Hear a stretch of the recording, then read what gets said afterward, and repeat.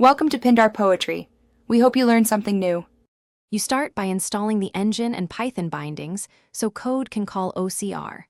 Run apt-get to install Tesseract OCR, then pip install Tesseract and pillow so Python reads images. Once done, upload images to /content or mount drive for larger datasets. Make sure to verify Tesseract version to confirm the binary is available. These steps provide the executable and the library layer. Without both, your Python code won't be able to invoke the OCR engine correctly. Next, you load and preprocess images to improve recognition. Use PIL to open and convert images to grayscale, then apply resizing, denoising, or OTSU thresholding. These changes reduce noise and help character separation. Then call Tesseract. Image to string with an appropriate lang and PSM value because page segmentation affects results.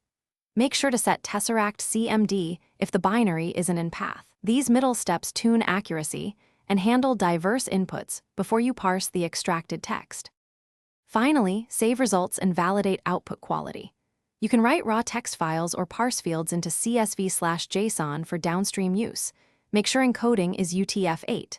If accuracy is low, check image DPI, aim for 300, improve preprocessing, change PSM or OEM, and install the correct test data language pack.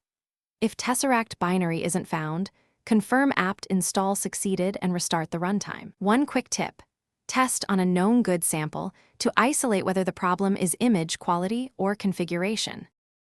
Thanks for watching. Consider subscribing if we helped you.